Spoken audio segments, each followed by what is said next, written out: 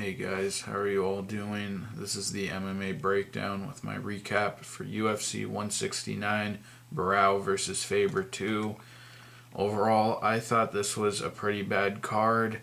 I don't care what anyone says about it. That's how I felt. Everyone enjoys fights differently, but I thought this card from the first prelim through the main event was a dud. Way too many decisions. I believe they broke the record for the most decisions on a card. Only one finish, and just a lot of really disappointing performances. No real breakout performances for anyone. Maybe Hen and Barao, but the stoppage really kind of ruined it for him as far as public perception goes. But I was really excited for this card, 2 title fights, but just goes to show you, the title fights don't always guarantee excitement or entertainment. I thought this card sucked, and definitely one of the worst in recent memory as far as pay-per-view goes. Well, let's run through the fights. I'll give you my thoughts and implications of all the fights. So first up on the UFC Fight Pass prelim card at welterweight, Neil Magny decisioned Ghassan Umalatov, who's making his debut. Magny picked up a much-needed win. He was a lot more active with his striking in this fight than in his past few fights. Looked kind of flat against Basinski, and before that got finished in the first round by Sergio Moraes. And Magny basically outstruck him, used his long, rangy striking, kept Umalatov on the end of his punches. Magny showed some good takedown defense as well. Umalatov could never get inside and really had no moments of real success in this fight. I picked Umalatov to win just because he was Russian and because Magny was on a bit of a losing streak. I probably would have picked Magny if I was familiar with both fighters. But Umalatov proved that not every Russian is a Khabib Nurmagomedov. These Russians are human, and not all of them are prospects. I don't have high hopes really for Umalatov just based on this performance. Looked pretty flat. And Neil Magny, I always thought he was a skilled guy from his days in the Tough House, and he's had a kind of a rocky start in the UFC. This was his first win since beating John Manley on last year's Super Bowl card, Super Bowl weekend UFC card. But he got the win and looked improved, looked decent. I still have a little bit of hope for him. I'm not saying he's going to be a top 10 guy or anything, but I think he might be able to hold his place in the UFC in the lower to mid-level ranks. Next up, a lightweight, Rashid Magomedov decisioned Tony Martin. Tony Martin looked great in the first round. This guy looked huge for lightweight. Got on top and got a very nice Kimura locked up. He had the reverse triangle locked up as well. And then looked like he was going to finish it and make Magomedov tap. But, and this was the best moment of the card for me, other than the Trujillo-Varner fight. But Magomedov, with his arm fully extended, and he was screaming in agony, and he just willed his way out of that arm bar. He twisted and contorted himself. When he had his arm fully extended, he rolled over to escape. It looked like he put himself in an even worse position, but somehow just got out of that, and you could see, his arm was twisted in ways that looked very painful, but one of those great moments, great displays of heart, and I really loved that. And not remembering this fight too well, but after getting out of that armbar, I think in the second and third round, he was able to take Tony Martin down and hold him there, and I think he roughed him up with a bit of ground and pound. So another Russian showed great heart, great toughness, got the win. But yeah, I mean, I think he's got, obviously he's really tough. I'm not too sure how far he can go, but he definitely has heart, and I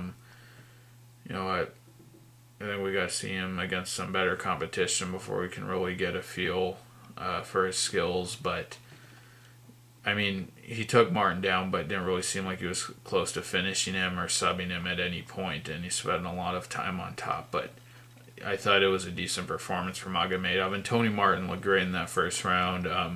And he's huge again for that weight class, so I'm excited to see him again as well, and I think he can have a better performance next time out.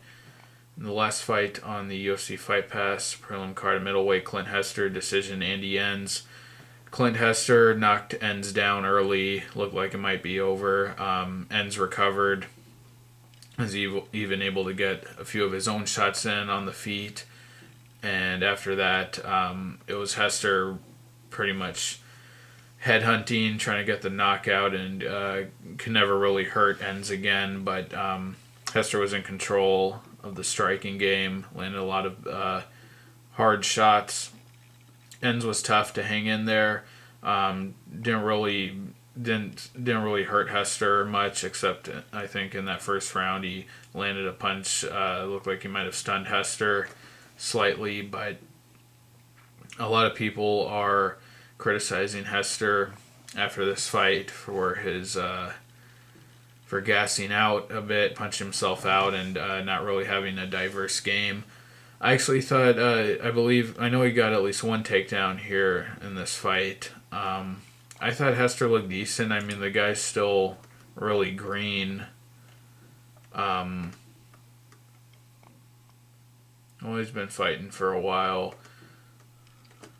5 or 6 years, but still, I mean, he's on the Ultimate Fighter. He had a setback there, lost, but only his third fight in the UFC, and he's won all of them. They have been all against fellow tough veterans. Andy Enz, a guy who didn't even get in the house, but he fought Uriah Hall. I still think Hester, obviously he needs to improve the other areas of his game a lot. He needs to kind of diversify his striking, but I'm not writing him off. I still think he can improve. He's only 27, relatively young, and he definitely has the athleticism and potential to get better. So Clint Hester is still a guy I'm fairly high on, and I'm really excited to see him next time. I just think, he faced a tough guy here in Andy Enz. He couldn't put him away, but I think he's got really good striking, and that coupled with his athleticism, I think is going to do big things for him. And on to the Fox Sports 1 prelim card, lightweight Al Iaquinta decision to Kevin Lee. Iaquinta was super aggressive in this fight. Hurt Lee in that first round, just came forward. He does this weird thing, though, where he kind of plants his feet and just throws strikes in that position from where his feet are planted. Really didn't cover distance well with his strikes in this fight. But he was very aggressive and clearly hurt Lee in that first round on the feet. And then that second round, I thought it was a definite 10-8. A bit of a robbery. I mean, Lee got his back, I believe, at the 4-minute mark, and was threatening with a rear naked choke for the rest of the round. I thought it was a definite 10-8 round for Lee. And then third round, Iaquinta came back, looked strong, went after it on the feet. Not too upset they got the win because he's a guy I like, and I thought he looked better than Lee, winning 2 of the 3 rounds, but I did think that second round was a 10-8. But Iaquinta, 3 wins in the UFC so far. He's been facing low-level competition, but he looks promising. I think he improved in this fight with his aggression in the Couture fight and the Piotr Hallman fight. Really looked a bit tentative, never really turned up the heat, and here he was really going for the finish. And also, I forgot to mention his dropping to the ground to go for those leg locks, and a few of them, or heel hooks, and a few of them looked pretty close. That was impressive. Excited to see Iaquinta. Maybe he could fight Rashid Magomedov in his next fight, but I thought it was a pretty good performance for Iaquinta. And Kevin Lee also, aside from that second round, I believe there were several instances where he took Iaquinta's back, and he was tough. He was getting beat up on the feet, but he was hanging in there and throwing back. So he's another guy who I think is going to be exciting, and I thought he showed a lot of heart in this fight, and I'll be keeping an eye on him as well. Next up at middleweight, Nick Jersey Devil Catone defeated Tom Kong Watson by unanimous decision. This was an extremely boring fight. Tom Watson basically, not too much was going on in the striking, but Watson I thought was definitely outpointing Catone with leg kicks, and Catone, it was the same story in every single round. Took Watson down in like the last minute of each round, and the judges gave him the win. I thought maybe I think it was the third round that you could argue for Catone, at least how I saw it, but I really thought Watson's leg kicks were more effective, and I thought it was a bit of a robbery, but I'm glad to see Catone get the win. He's a guy that I think he's really been, his career has kind of been set back by all of the time he spent out of the cage, and I believe he's had several injuries. As he was coming off of a year layoff, he's just a tough, hard-nosed wrestler. Likes to get the takedown. I was happy to see him to get the win, but he's been a prelim fighter really for most of his UFC career, and not sure that he's going to be anything more than that, but we'll see. And Tom Kong Watson, although I thought he won, I expected him to be a lot more aggressive on the feet here, like he was against Stanislav Nedkov, but his takedown game has really been exposed. Even though I thought, every time he got taken down when he was against the fence, he would do a good job of getting back up, but not aggressive enough on the feet, and really can't keep these strong grapplers away from him. So lost the decision, and I don't think he's going to rebound in a big way after this. Next up at flyweight, Chris Carriaso decision. Danny Martinez. Chris Carriaso, I thought he had the better kickboxing in this fight. Was mixing up his combinations better. I believe he landed a few head kicks, but Danny Martinez would have these quick bursts, these flurries where he'd rush after Carriaso, press him up against the fence, and dive in on his legs trying to get that takedown against the fence, and couldn't get him down. Carriaso spent a lot of time defending the takedown that way with his back up against the fence. And Carriaso got the decision, which I agreed with. I think I might have scored the first round for Martinez, but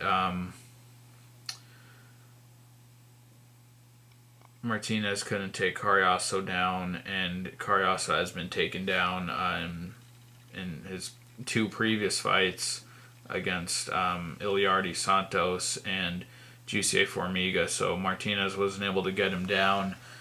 I don't really, think his wrestling is going to be effective against other flyweights. And Carriazo, he's been in the UFC for several years now, and he's never really had that breakout performance, although in his last fight he got the TKO win and come from behind win. I thought he might have turned the corner there, but this was another tedious decision, and a lot of his fights in the UFC have looked this way. Seems like a skilled guy, both the striking and grappling departments, but he doesn't look like he's really eager for that finish, and I think he can beat some other guys at flyweight. It's a really open division, but I don't see him having anything for the top guys. And actually, I think a fight between him and John Lineker, I think that would be a good fight to make now. I think they're both. I think Lineker's brawling style of striking would be a good matchup with Carriazo's technical kickboxing, but I don't think Carriazo really has anything for the champion, Demetrius Johnson. Next up, the lightweight, Alan Patrick defeated John the Bull Makdessi. I thought this was a robbery. I scored the first round for Patrick. I thought on the feet it was even in the first round, and then Patrick got that takedown, just lunging at Makdessi, and tossed him against the fence, got him down. But when Makdessi was taken down for the rest of the fight, he did a good job of getting up. And then on the feet, I thought Makdessi was using his jab really well. And Patrick, every time he came in, Makdessi would catch him with that jab. Being the shorter fighter, I thought that was pretty impressive. But it did seem that Patrick hurt Makdessi a bit more. He was bloodied at some point. I don't know if that weighed into the judge's decision, but pretty uneventful fight overall. I expected Makdessi to do a bit more, and not excited to see Patrick again. Really didn't do anything to impress me here, even though he got the decision. And Makdessi, I didn't like that he wasn't more aggressive, especially because his jab was working for him. I think we've kind of seen his upper limit here. But Patrick, I think he should fight Anthony Njokuani. I think that would be a good fight. Two tall, rangy strikers, throw a lot of unorthodox strikes. Really athletic guys. I think that would be a really fun matchup. Now onto the main card. The one kind of saving grace of this card, Abel Trujillo KO'd Jamie Varner. This was a great fight. I thought it would set the tone for the rest of the card, but didn't turn out to be the case. Both guys came out strong, going right at it. Trujillo came forward, I think landed a bit more early on, and then Varner was able to get him on the ground and had that north-south choke wrapped up for most of the first round. It looked tight. It was really threatening with that, and I think you'd definitely have to give the first round to Varner there. He was able to take control, threaten with that submission for, I believe it was at least a few minutes. And then the second round, Varner looked like he was close to getting the finish. Looked like he rocked Trujillo on the feet. And he had Trujillo against the fence a few times and was really teeing off on him. And Varner was very eager for that finish. Totally throwing caution to the wind. Opened himself up and trying to finish Trujillo when he was hurt. Trujillo threw a perfectly timed punch. Varner left a big opening and put Varner out cold. I don't really blame Varner, for leaving himself open. He smelled blood and he went after it, was trying to get that finish, and he looked really good up until getting caught.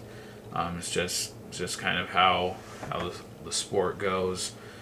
But big all credit to Trujillo. He's able to keep his wits about him and land that big punch, find that opening, and that's a big win. That was a big step up in competition from Roger Bowling. He was getting beat in that fight, in this fight with Varner, and knocked out Jamie Varner. And Varner hasn't been finished since coming back to the UFC, so definitely a big win. Trujillo, super athletic guy, obviously has big power. I still think, his striking is pretty rudimentary, very powerful, can come forward very aggressively, and in a firefight probably has the advantage over a lot of guys, but I think he really has to calm things down and really refine his striking, develop more of a jab, more of a fundamental striking game. That brawling style, I definitely don't think that's going to get him too far, but this is a big win. Super athletic guy, and I think he has a lot of potential, but I really think he needs to work on that striking. A lot of people are saying to match him up with Bobby Green, who he was supposed to fight on this card, I believe. Yeah, he was supposed to fight Bobby Green. I think that's a fine matchup. I think Bobby Green has really shown some good technical fundamental boxing in his past few fights. I think that would be a really good test for Trujillo's brawling style, so that's a good matchup. And Jamie Varner, I'm not completely writing him off. He looked good in this fight, and I just think it's going to be a matter of his own motivation, his own mental state. I think there's a chance he could come back to be I think he could still be a top guy and kind of be on the cusp of a title shot, or not a title shot exactly, but kind of that elite status in the division. Obviously, not good for him getting knocked out by a guy outside the top 10, but I'm not completely writing off Jamie Varner. Next up at flyweight, Ali Bagotinov decisioned John Hands of Stone Lineker. Lineker could tell he wanted a strike. He came forward early, and as he landed a punch, Bagotinov took him down easily, and that was really the story of the fight. I was distracted during this fight. Wasn't completely painful attention to this fight after the first round. I believe Lineker had a Kimura locked up at one point from his guard, and his jiu-jitsu kept it a bit interesting. He went for a leg lock at another point.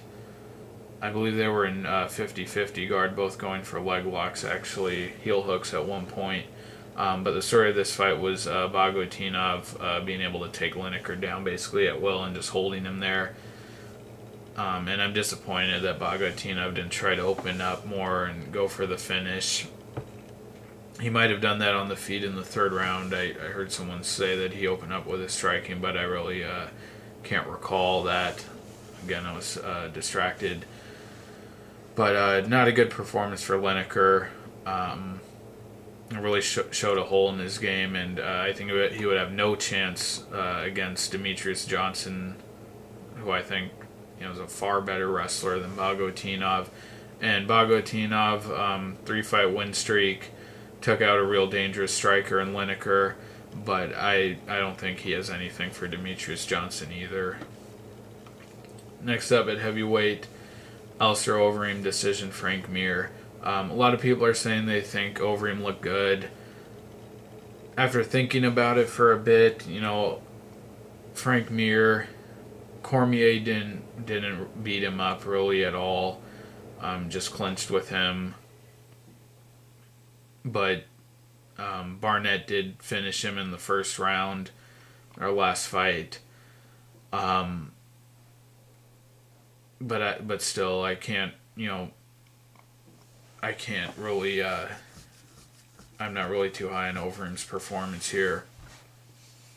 Basically beat up Frank Mir for the whole fight. Frank Mir had nothing for him on the feet. He did get a takedown at one point, which was pretty surprising. I thought Frank Mir, I think, is one of the worst wrestlers in the heavyweight division. He was able to get a takedown on Overeem, and looked like Overeem might have beaten himself again when Frank Mir dropped for that guillotine. I got excited, but Overeem escaped that pretty quickly. And I want to see Overeem kind of reassert himself as a top contender, dangerous guy, and he was just content to kind of toy with Frank Mir. I thought he had a lot of opportunities to finish, and I think he was really afraid of gassing himself out. I think he's really kind of shown that's a big weakness of his in both of his last fights. But I don't think Overeem, I think he's, his only real value now is just entertainment and fun matchups. He's not going to do anything to Cain Velasquez. And a lot of people are saying he should fight Junior Dos Santos. I think it's very unlikely he would be even competitive with Dos Santos. I'd actually like to see Overeem fight Josh Barnett. Fight that never happened while they were both in Strikeforce. Even though Barnett got knocked out by Brown his last fight, so did Overeem, got knocked out by Brown. So I think that would be... And Barnett also finished Mir in the first round in his last fight, so I think that's a pretty reasonable matchup that makes sense. I'd like to see Overeem fight Barnett. I think Barnett could also... I think he could also win the fight with his takedowns, but Overeem just really didn't impress me here. Didn't seem willing to really have a breakout performance and finish Frank Mir. And Frank Mir, I think, he's been at the end for a long time now, just kind of hanging on.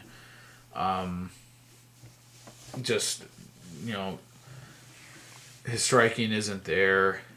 Doesn't really have a wrestling game. His game's always been, the submissions, and if he can't get guys down, he can't use it. But he's just, I guess he could fight. There could be some fun heavyweight fights, but I think he should just retire.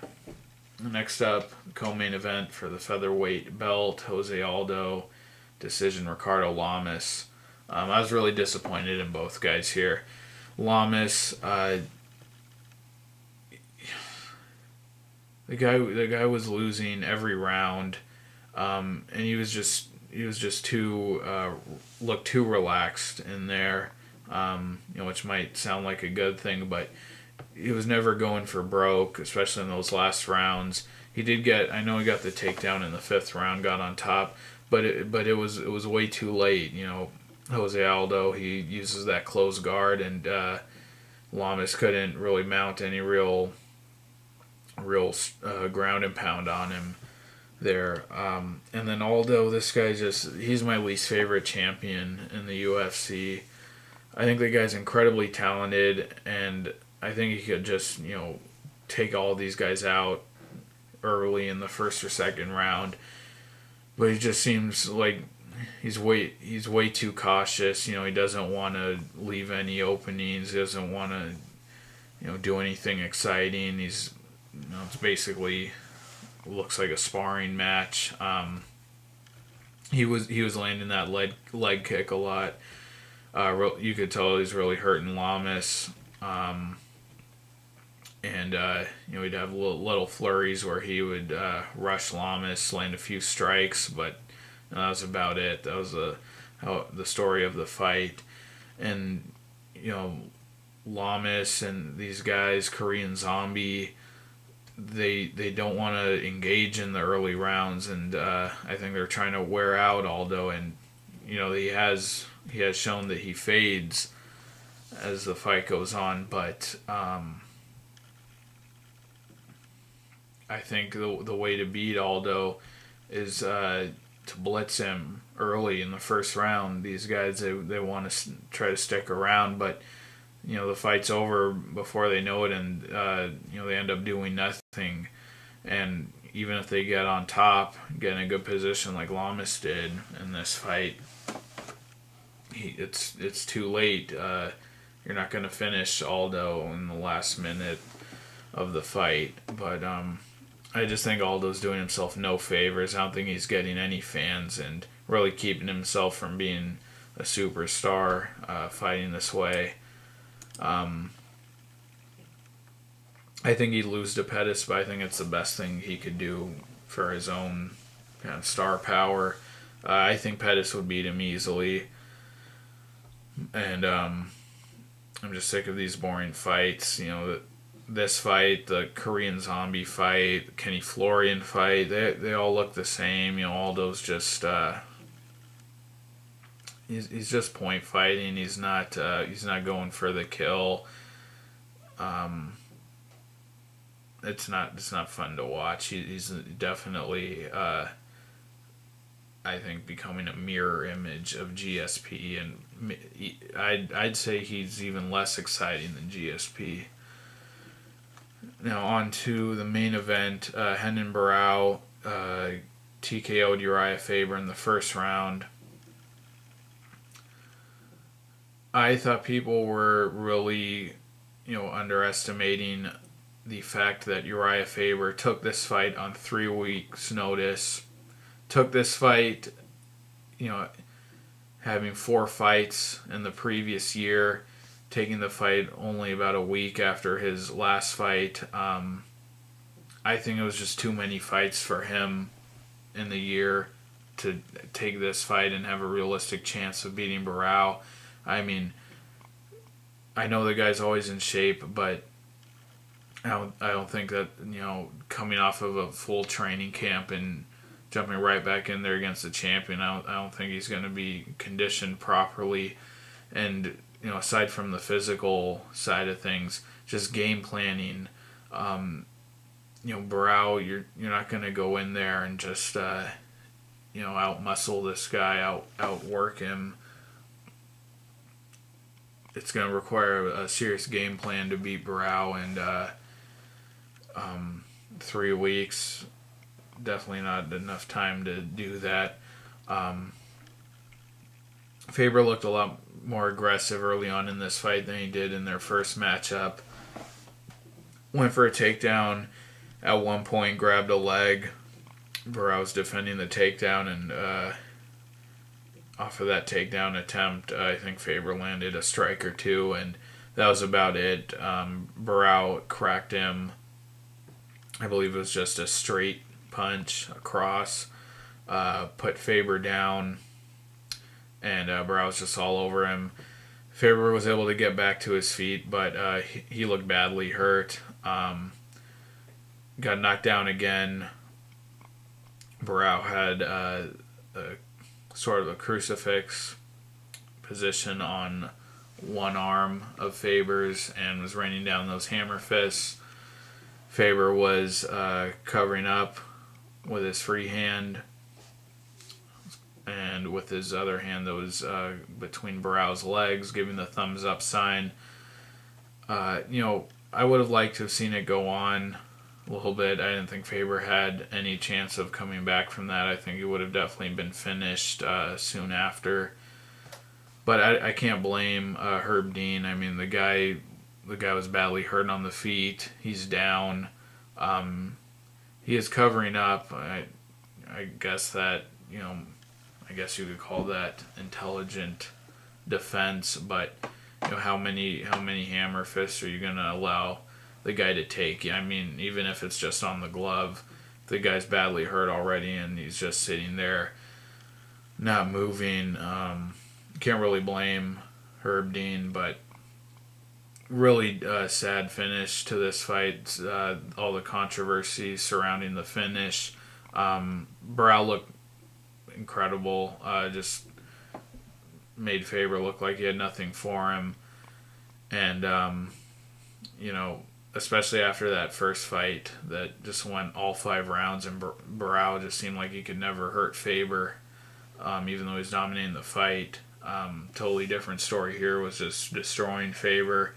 Barao's incredibly talented, extremely dangerous, but, because of that stoppage, I think everyone's just focusing on that and not really giving Barao the respect he deserves, which is really disappointing. Bantamweight is extremely thin. I really don't see any fights that they could sell any challengers for Barao. TJ Dillashaw, I think, is probably closest to the title. I don't think he has a chance to beat Barao right now. Maybe in a few years if Barao even decides to stay at bantamweight, but I think Barao should he should probably move up to featherweight. He could do the Jose Aldo thing, just sticking around to clean out this division, maybe do it a second time over, but bantamweight's so thin, there are really not a lot of guys. Rafael Sunsao beat Dillashaw in their last fight, but he wouldn't have any chance against Barao, and Barao's not one of these guys like Aldo or GSP just decisioning everybody. He's a killer, taking everyone out very impressively. Just really sad, seeing the controversial stoppage, and it's really kind of shifting the focus away from Barao in this fight. But I think Barao's incredible, and Faber, I think it was really admirable that he took this fight. I never really gave him a realistic shot with a full camp. I think the fight would be competitive, but I don't think they could put that on again. Faber would probably have to go on another big run, or at least win one or two more fights. But he's had an incredible career, and if he called it quits now, I don't think he would have anything to be ashamed of, even though he never got the UFC belt. But the guy's getting up there in age, and I don't know how many times he can keep doing this, losing the belt and then having to get that motivation to go on another big streak. But Faber's a great fighter, just not on the level of Barao. So those are my thoughts on UFC 169. Thanks a lot for watching, guys. Please like the video, comment with your thoughts, and subscribe. Check out my predictions for UFC Fight Night 36, I believe. Yes. Machida versus Mousasi. And take care. I will see you guys next time. Bye.